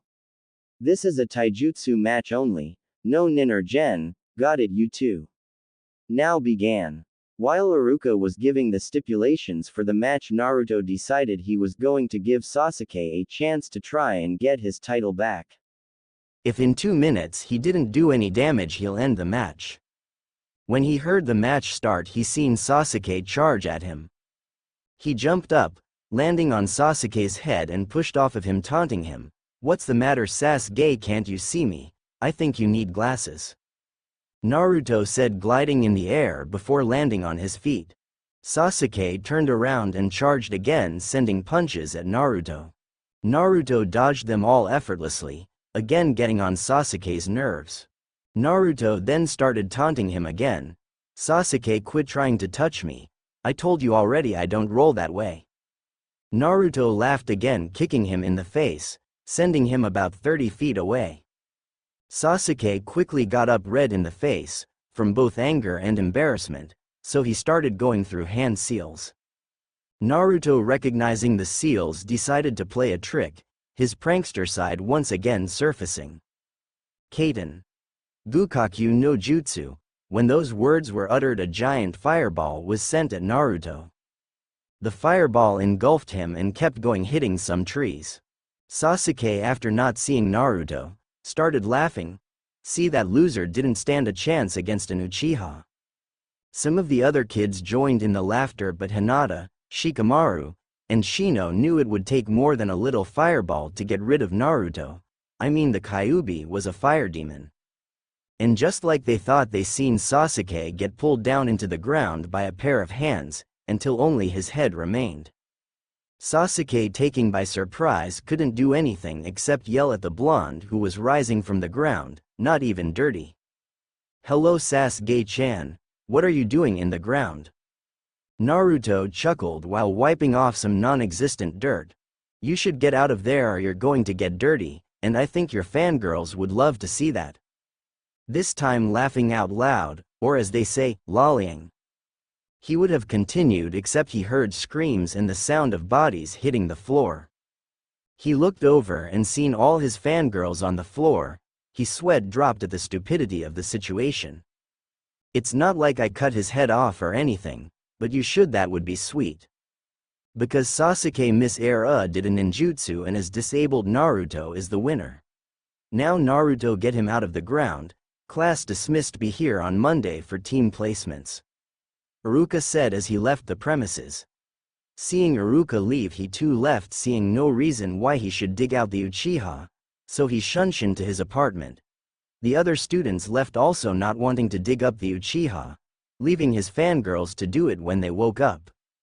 His apartment. Getting to the apartment, he finally dispelled his cage bushins that were working at his shack. After Akane sorted out the information, he got the memories of his shadow clones. He learned about 5 more jutsu, 1 to each element. For fire he learned Kaiden, Hisekisho. For water he learned Suiden, Daibakufu no Jutsu. For lightning he learned Raiden, Kaminari Okami. For wind he learned Futon, Kazaryuden. And lastly for earth he learned Doden, Doryu Heki. These jutsus adding to his already huge arsenal of jutsu he learned from this village. He now knows 8 wind, as this village doesn't have that many wind jutsus to offer. 15 water jutsus, 12 fire jutsus, this last one making it 12, 5 lightning jutsus, like wind this village didn't have a lot. And lastly 16 earth jutsus, like fire and water this country had lots of them. And Akane, being a kitsune, taught a total of 8 genjutsus, only someone with a Sharingan can do, but since she was the creator she gave him some of the properties of the Sharingan. Like the whole eye contact instant genjutsu thing. It's cool to fool people. The only thing he didn't learn how to do was use a sword because they would sell the demon swords. Maybe now that he is a ninja he could finally get one, but maybe later. What are you going to do for the weekend, Naruto-kun? Well, I was thinking of just sitting around meditating, get more in touch with my chakra. What you want to work on chakra control? How about you work on refining your Shizuka na Shi, don't you think? Maybe leave the village, find some bandits or something and be back before Monday. That does sound like an adventure. Alright, let's do it. Naruto said, getting his weapon pouch and filling it with explosive seals he made, smoke bombs, a few of his exploding scrolls, and kunai. He went and got his shuriken holder and wrapped it around his left leg. And put his pouch on the back of his right hip. He then put on a black cloak on and put the hood on to cover his blonde hair. He took his headband off and put it in his pocket, not wanting it to reflect any light. Seeing it was now dark, he made his way into the night towards the north. As he was jumping through the trees he heard some panting to his right, and went to check what it was.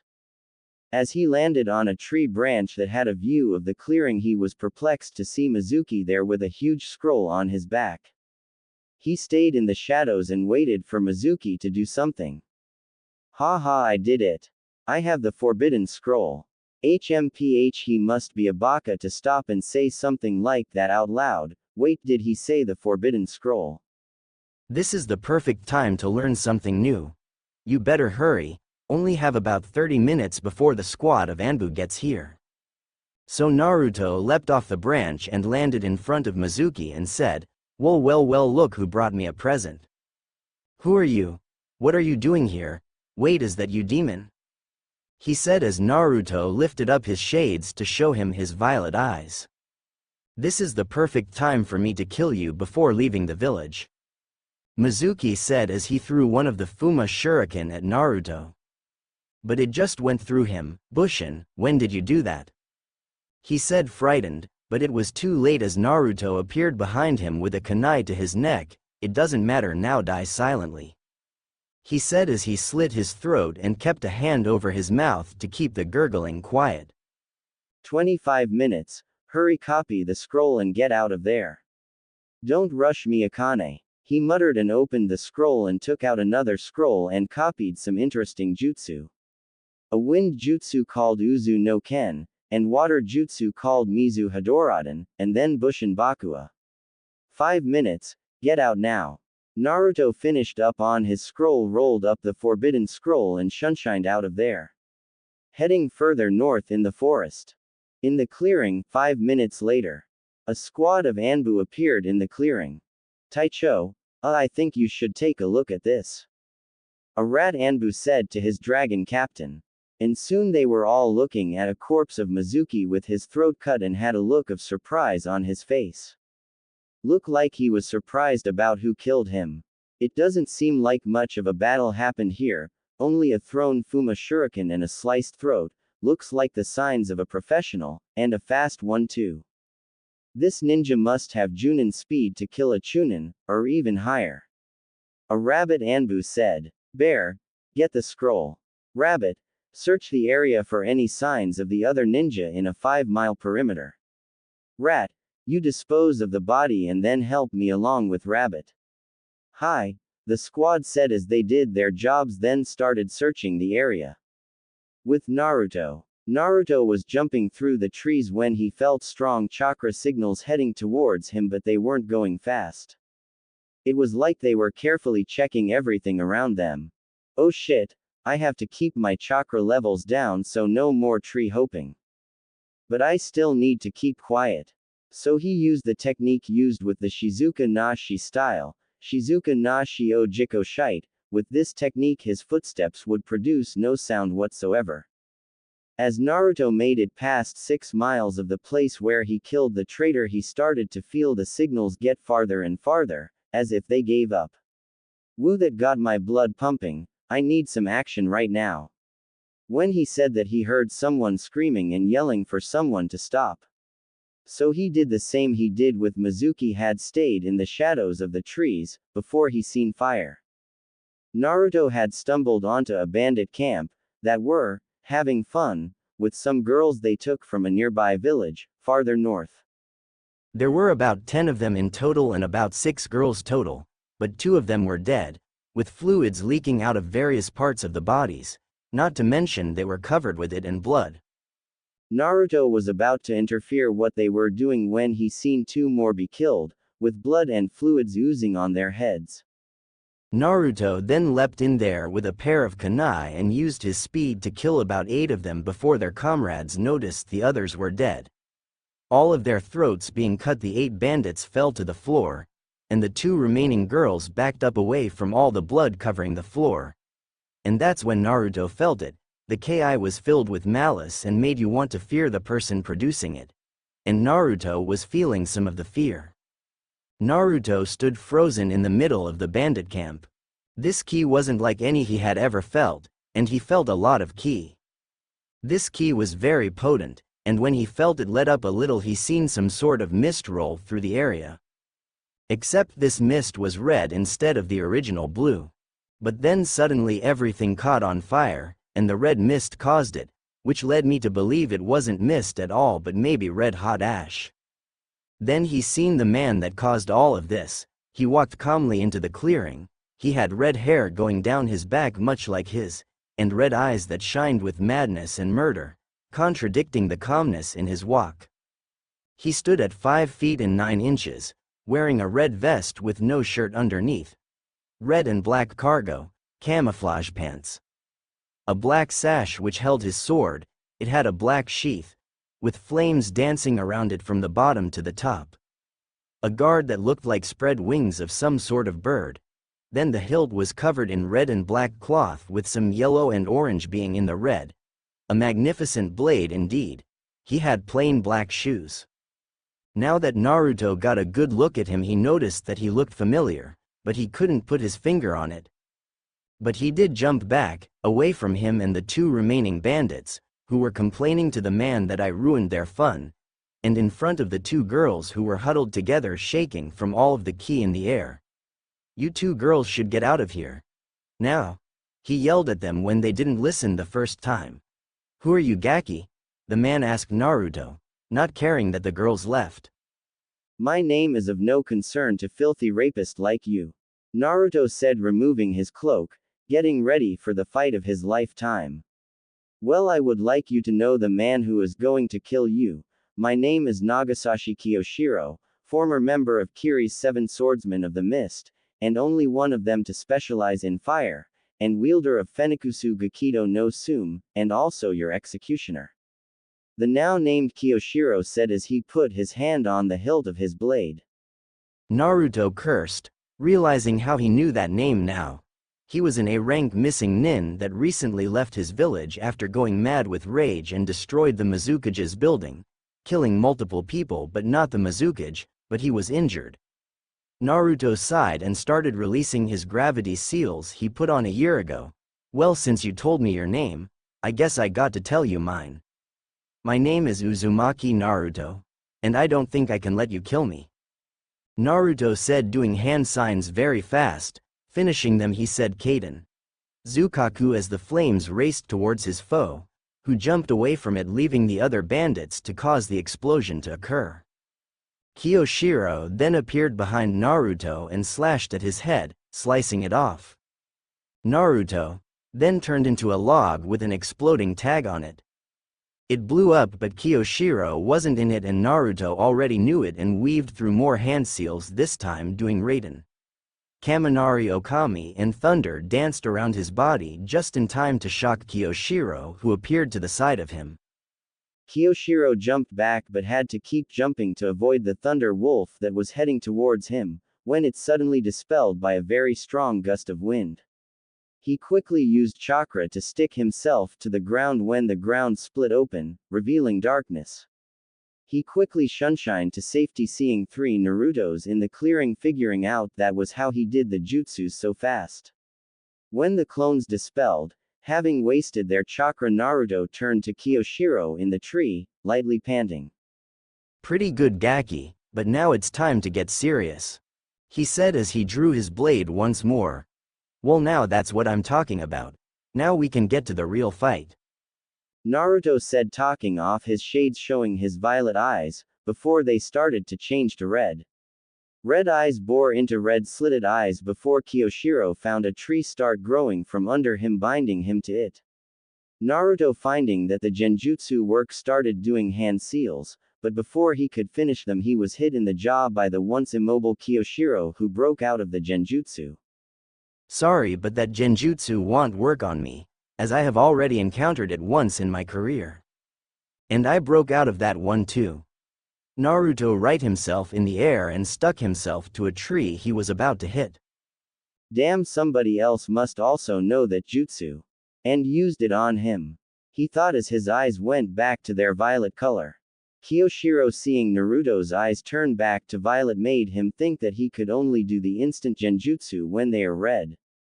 So he started doing some hand seals and said, Kaden, Gakido Fenikusu, and sent a huge phoenix at Naruto who cursed and did the shunshin to move out the way. Naruto seeing the explosion, made a cage bushin and thought, it's time to end this fight. Then had it launch him into the air and did some hand signs Raiden. Reime Todorokuho as he said that thunder cackled around his hand in a circle, at least 8 inches in diameter, before it converged to his hand and launched it at the clearing where Kyoshiro was. Kyoshiro was wondering where the brat was when he seen him being launched into the air and thunder appear. Oh shit! He exclaimed when he faintly heard the words and tried to jump out of the way when his feet were grabbed by the cage bushin from earlier. Seeing no escape he took off his sword and threw it in the forest and said, well, at least I died fighting a worthy opponent. He mumbled as he got hit by the thunder cannon. It exploded at least 50 feet outwards and caused a huge earthquake to be felt for miles. Konoha. The people of Konoha felt the earthquake and were terrified for their homes that were violently shaking and some even grew cracks in it. Hokage Tower. Sarutobi was drinking some tea, taking a break from his paperwork, after sending Mizuki to the morgue, and listening to the Anbu report, when the earthquake shook the building causing the tea in his hands to go over the cup and land all over his cage robes. He yelled in pain at the heat and called the Anbu that just left. As they appeared in front of them he spoke, find out what did that this. We don't get earthquakes so it must not have been natural. Gather more Anbu and patrol inside and outside the village, in a 20-mile perimeter. Check if you and ninja are in the country. If they are, kill them or arrest them and bring them back here. He said, finishing his orders. Hi, Kami, damn it, these were my favorite robes. Wait, no. He said, checking the robe's pockets and finding his Icha book soiled and smelling like herbal tea. Not my Icha. He yelled and started crying. With Naruto landed on the scorched forest floor seeing Kyoshiro's body, barely intact. It seemed he tried to use chakra to lessen the damage but was still killed. Naruto seen his clone's memories and had to shudder at the charred remains of the once great Nagasashi Kyoshiro. Remembering that he threw the sword into the forest to the right, Naruto searched for it, hoping that it wasn't damaged too badly by the explosion. He found it in some fire, under a tree. After dousing it with some water and picking it up, he still found it hot to touch, but held onto it. When a flash of light appeared he covered his eyes and heard flapping. He opened them to find a huge black and red phoenix in front of him. Who are you? Naruto questioned, tired and not wanting to get into another fight. That last jutsu used up a lot of my chakra. I don't think I can get into another fight and survive. Then don't try to provoke it, and speak calmly and respectfully. Akane told him, but before he could retort the phoenix spoke. Ninjin, you have defeated my wielder and have shown great strength in your fight.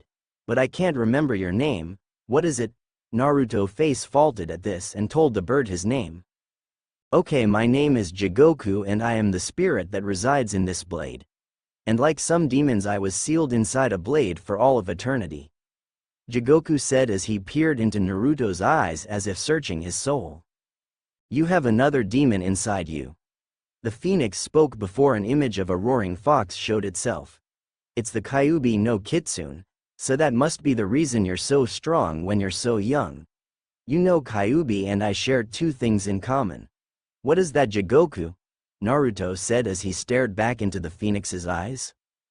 We're both fire demons, obviously, and we both like strong wielders of our power.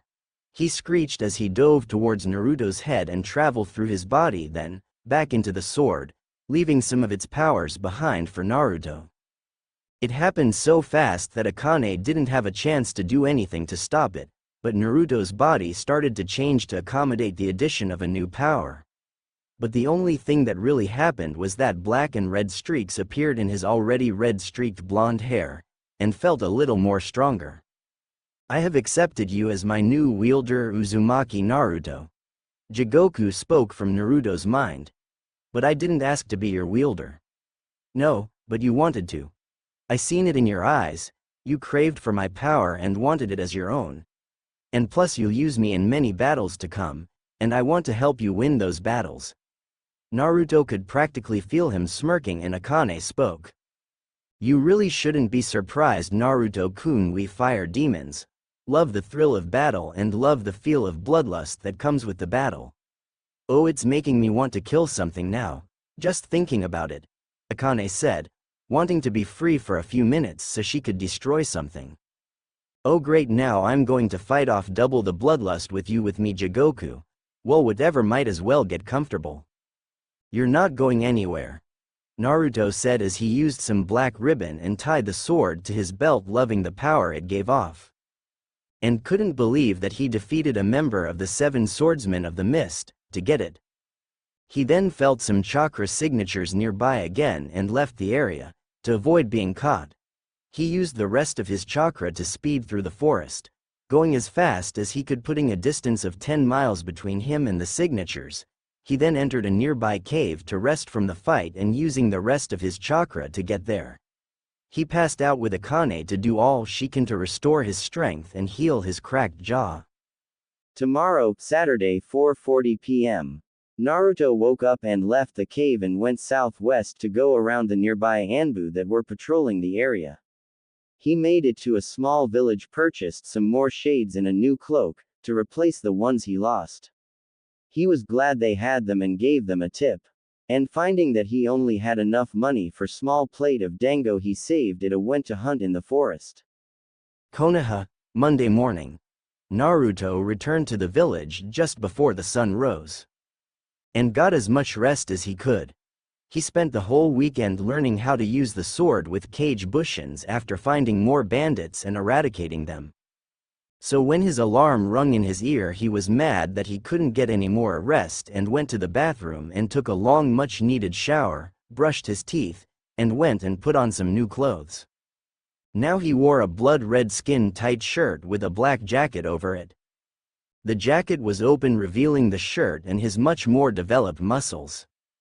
He had the jacket customized to have weights built inside the material and a reinforcing seal on the inside to keep it as hard as steel to further protect him. He had new gloves that were black on top and red in the palms of it. They weren't anything special about them, but he thought they looked badass. He had some black and red cargo pants, much like Kiyoshiro had, and also a red sash to better hold his sword. He kept the same kind of boots with steel bottoms. He decided to get rid of the shades, finding that the fear his new red eyes put into people to be absolutely delightful. At first he was confused, then left it at, since another demon's chakra has entered into his system with its red chakra, it made his eyes go fully red. He missed his violet eyes but found more fear in people's eyes when he showed them his new eyes. That and the good old Kanashibari no Jutsu were making killing the bandits a lot easier, as he had to kill them and take the money they had to pay for all of this. But now he had to make his way to the school and see what team he was on, and after being out of the village doing the things he was doing, he needed a break to rest his mind and body. When he entered the grounds, he found them to be empty, except the occasional person here or there. And now that he thought about it, he was dreadfully early to be here and must have accidentally set his alarm clock 2 hours earlier than he thought. He sighed at his stupidity and jumped to the academy roof to catch a few Z's, waiting for the school's opening bell to wake him up. Naruto wakes up to the sight of clouds floating through the sky. He felt very relaxed and refreshed, and knew why Shikamaru liked to watch clouds, to get away from your problems. Well, it's like that for me. The academy's bell rung signaling that it was nearing 8 o'clock and time to go to school. It was finally time to get a team go out on missions. And speaking of teams, who do you think I'm going to be teamed up with? I don't want you to have Sasuke or any of his fangirls after what you did to him Friday. Akane told Naruto. Oh, what did he do to this Sasuke person on Friday? After Akane told Jigoku about how Naruto humiliated Sasuke and used a Doden jutsu to pull him into the ground and then leaving him there to have his fangirls dig him out. Naruto then heard the sound of laughter all up in his head as Akane and Jigoku laughed at the expense of Sasuke, the so-called elite of the Uchiha. Ha ha ha, I knew I did that right thing in choosing you as my wielder. We're going to have so much fun. Jigoku said, finished laughing. Oh, you have no idea. Naruto muttered as he walked down the stairs of the roof into his classroom to know what team he is on. Hokage Tower. In the Hokage Tower were Junin that wanted to be senseis to this year of rookie ninjas. Some liked their selection of children, while one specific Junin didn't like who he ended up with. That Junin was Hatake Kakashi, and even though he knew Naruto was his sensei's son, he didn't like how he acted, all cold to everybody, and disrespectful to everybody he meets. Junin, you would do to remember not to question my authority, and plus I need my strongest Junin to watch the demon and make sure he doesn't get too strong for its own good. I know you don't like it, but that team will only be doing D ranks anyway to prevent the demon from leaving the village. We wouldn't want it to find another place to go, right? We need things to torture here. Sarutobi sternly told Kakashi. Kakashi still didn't like how he had to have the demon on his team, but went with it anyway, seeing as his team wouldn't be doing any missions that required to do anything.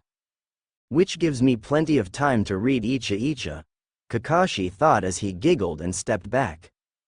Asuma stepped up and said, Hokage-sama, may I ask why did you even let the demon become a ninja in the first place? Because Asuma-kun is a ninja, he will be under my control, and as a civilian he wasn't under my control. He would have ended up leaving the village and I would be able to legally send Hunter Ninja after him, but now I can since he is a ninja.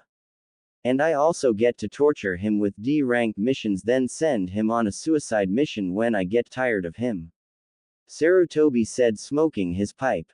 Now you all know your teams, you're dismissed. The Junins left and waited until they had to get their teams later.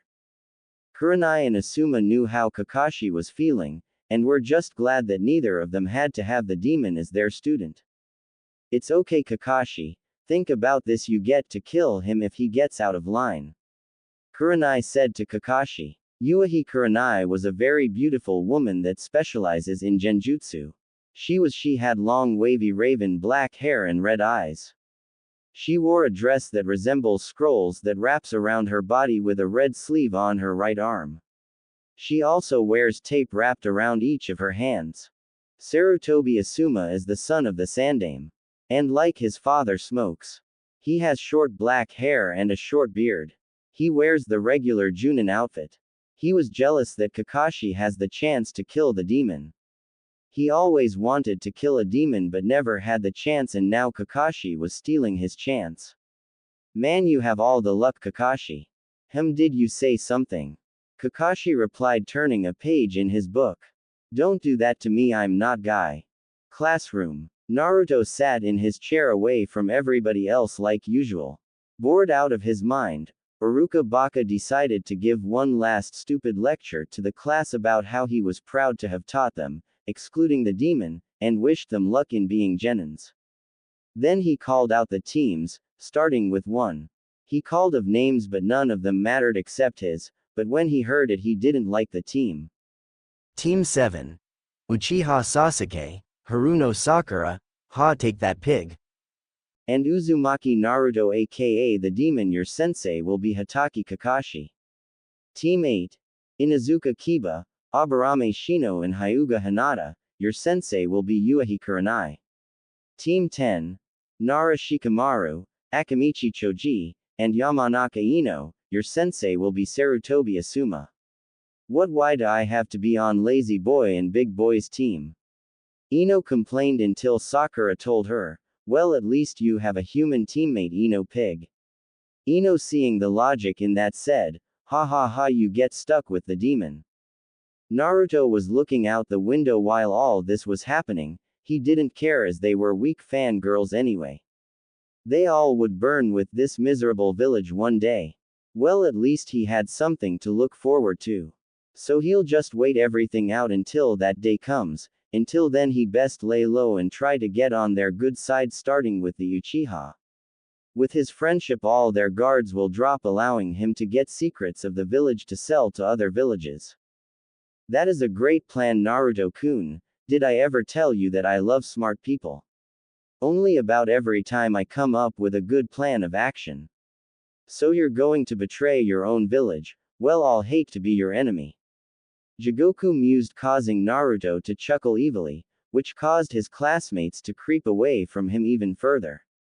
Time to start the plan. Naruto thought as he seen various students get picked up by their senseis, leaving Sasuke, Sakura, and himself in the classroom, alone.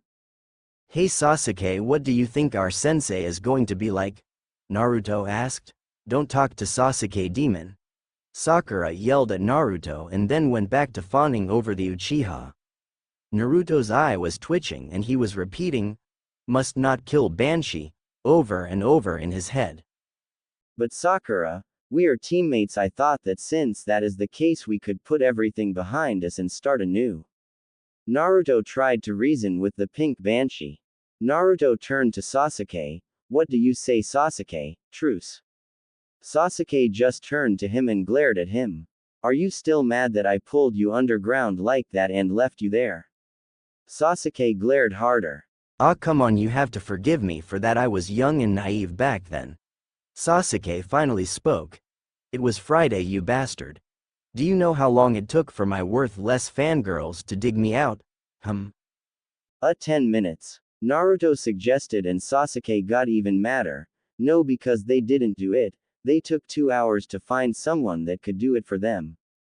Do you know how embarrassing that is, to be stuck in the ground for 2 hours? With no escape from fangirls that touch your face for the time you was there. Huh, do you? He ended his rant with the scream. Sakura just sat there, still fawning over Sasuke, just loving the sound of his voice, but not understanding what he was saying. Naruto looked generally sorry and expressed it vocally. I'm sorry, Sasuke, I had no idea they did that to you. I really am, from the bottom of my heart. I ask for your forgiveness. Naruto said, and Sasuke kept glaring for another minute, then stopped and said, fine, I'll put it behind me, just don't get in my way or I'll kill you. And to answer your question, I don't know, I never heard of him. Naruto smirked into his mask. Phase 1 complete. Yes, Naruto, that was just awesome. I think you should get a career in the acting business. With your skills, you'll be rich in no time. Jigoku said. Why, thank you, I didn't know I was that good. Naruto-kun, you got that skill from me. You used a kitsune skill in persuasion. It comes in handy with just about anything. Akane told Naruto, full of pride at seeing him use it so flawlessly. Kakashi was in the corner of the room watching all of it. He was surprised that the demon was sorry for what it did to Sasuke and thought that maybe this was a good thing. And if they became friends, then they would have perfect teamwork. So he made his presence known to the children. Hello, are you Team 7? Kakashi asked, feigning confusion. But Naruto knew he was there but played along. Yeah, we are. Are you our sensei? Naruto asked, but already knew the answer. Why, yes, I am. Well, sensei, you're very late. We have been waiting for over 2 hours for you to show up. Oh, I am sorry it took me so long. You see, I got lost on the road of life. At this, all three of them face faulted, and Sakura screamed, what kind of excuse is that? Yeah, where did you get that from? I need to use that. Naruto said, trying to get on the sensei's good side real fast. Well, I'll answer your questions later. Right now, meet on the roof in 5 minutes for an evaluation. Yeah, Kakashi said as he shunshined to the roof. Naruto and Sasuke quickly ran out of the room, racing to the roof. Hey, wait for me, Sakura said behind both of them. The academy roof. Kakashi was on the roof waiting for his students to get there, while reading his Ika Ika. When Sasuke and Naruto came running through the door with an exhausted Sakura, he had to smile at how they were acting. They'll be friends in no time. Sasuke and Sakura were lightly panting while Naruto didn't look tired at all. 2 minutes and 13 seconds, pretty good. Now let's begin the evaluation. You're going to tell me your name, likes, dislikes, hobbies, and your dream for the future. How about you start, sensei? Sure, Sakura. Well, my name is Hitaki Kakashi.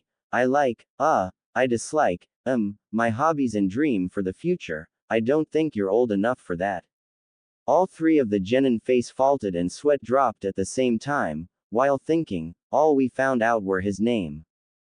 Well, next is you, Pinky, Kakashi said, pointing at Sakura while she glared back. Kakashi just smiled. My name is Haruno Sakura, I like, she said, looking at Sasuke. My hobbies. She looked at Sasuke again. My dream for the future, she said, looking at him again, and this time added a squeal. And your dislikes? Kakashi said, knowing she missed a topic. Ino Pig, and I would say Naruto Baka, but he is trying to change for my Sasuke. Naruto just had to inwardly smirk at the trust she was already developing for him. Alright, next you emo duck guy. At that, Sasuke glared. Sakura yelled at him not to call her Sasuke-kun such names, and Naruto, well, he was laughing as if in his mind with Akane and Jigoku. Oh my Kami, he called him an emo duck. Oh, I have to remember that. I'm already showcasing the word in your mind. You'll never forget this word. Ever. When Naruto got done mentally laughing his off, he seen his sensei point at him and say, now you copy K Taizune. He glared at his sensei with a little potent key, when he noticed he was talking about the mask that he wore. Wait, I didn't hear Sasuke's. What, you didn't hear it? What were you thinking if it made you not hear it? Kakashi asked him. Well, I was laughing my off because you called him an emo duck, Naruto said casually, not feeling the key from Sasuke and Sakura and also not seeing them glare at him. Yeah, it was funny, huh? Well, Sasuke said that he has no likes, dislikes, or hobbies. And his dream is not a dream but an ambition, and that is to kill somebody and avenge his clan, Kakashi said as he finally turned a page in his book. Well, that was useless. My name is Uzumaki Naruto. I like, I dislike, my hobbies, and my dream, he says as he shrugs his shoulders and mumbles, I don't know. The other two students' sweat dropped and face faulted so hard they made an indentation in the floor. Kakashi just smiled on the outside while on the inside he thought, like a true ninja, he didn't reveal any information. Should I be worried about this? Nah. Well, you truly are a copy fox, aren't you? Well, you should rest for the rest of the day because tomorrow we're going to have to see if you make the ranked genin. What do you mean, aren't we already genin? Sakura, that exam was only to see if we had the skills to pass it. Tomorrow we will be evaluated to see if we have the mindset to be ninja. Am I right, Kakashi-sensei? Kakashi-sensei, that has a nice ring to it. Oh yes, Naruto, tomorrow would truly test you to see if you're ready to be ninja, so rest well and be at training ground 7 at 7 o'clock tomorrow. AM. Sakura didn't want to believe it. Yes. Oh, and don't eat breakfast or you'll throw up. Matt, what do you mean? Ya nay. Kakashi said, smiling and sunshined out of the conversation, both figuratively and literally. Well, that was fun. How about we go get something to eat? My treat, Naruto said, trying to get more on their side through another way, their stomachs. Well, if you're paying, lead the way, Dobi, Sasuke said, smirking at him. Alright, I will, emo duck. Sasuke's smirk turned to a frown and glared at the retreating Naruto. Wow, do you think Naruto is sick or something? I never seen him act like this in the academy, Sakura said, also looking at the retreating Naruto. I don't know, but this is a nice change to me. Maybe now I can finally have a friend. Come on guys, I'm starving, Naruto said to them, truly starving. As Sasuke and Sakura caught up to Naruto, they started looking for a place to eat, when they found a barbecue shop and entered. They were walking when they spotted Team 10 and started walking towards them. But halfway there they were stopped by a waitress that was trying to kick Naruto out of the place not serving demons. But before she could say anything else, Sasuke stopped her and told her that Naruto was his teammate and should treat him with more respect. Team 10 heard the commotion and seen Sasuke standing up for Naruto. Guys, what do you think is wrong with Sasuke-kun? Why is he acting like he's the demon's friend? Ino asked the boys on her team, but it was surprisingly her sensei that answered, shocking all three of them with his answer. Maybe he is trying to get close to the demon to make it lower its guard and then kill it when it least suspects it. But neither of them had any chance to retort by a new voice starting. Or maybe I'm trying to be his friend so that when he spontaneously snaps back at the village he won't have a justification to come after me. Come on guys, let's find somewhere else to sit. Sasuke said, walking away looking for a new table. Wow Sasuke, I didn't know you knew so many words. Naruto said, laughing at the red Sasuke. He didn't know whether it was from anger or embarrassment. But what Naruto didn't know was that Sasuke has been looking in the dictionary finding words and such after Naruto beat him in the vocabulary quiz a year ago, has been looking for a chance to use his new knowledge on him. Ninjas do have vocabulary quizzes, right? When they found a new table on the other side of the restaurant and ordered some food. Back with Team 10, the students were puzzled. Sensei, do you really, chomp, think Naruto will, chomp, go crazy and destroy the, chomp, village? Choji questioned his teacher, eating between his words. Choji, he might with the way everybody treats him. Well, shouldn't we try to get on his good side, like Sasuke, so he doesn't hurt us too? Ino said frantically. Doing all that work is troublesome. This whole conversation about Naruto is troublesome. Shikamaru said, trying to find a right way to sleep with his head on the table when Ino hit him on the head. Why does she always have to hit me? Shikamaru thought as the story went back to Team 7. Naruto, Sasuke, and Sakura were eating their order when Naruto said, "Alright, what is the plan for tomorrow? We're obviously going to have to fight Kakashi-sensei, so do any of you have any ideas? If not, then let me tell you mine." Well, since we know that we have to fight Kakashi, then I think we should brainstorm all of our plans and pick the best one, Sakura said, all bookwormy. Well, let's do that, and remember how he told us not to eat breakfast? Well, eat breakfast, you're going to need to focus on the objective, and being hungry does the opposite of that. Oh, and since he was late today by at least 2 hours, we should show him some payback and get to the training ground around 9 o'clock. Yeah, that would show him not to be late. Sasuke had to smirk at the ingenious of Naruto's plan. Sakura, however, voiced her opinions. Yeah, sweet payback, she said, giving off laughter that was joined by the other two. Of course, Naruto's was truly evil. After eating their food and finalizing their plans, they went their separate ways. This is when Akane decided to voice her thoughts. Don't you think you're getting a little too close to them?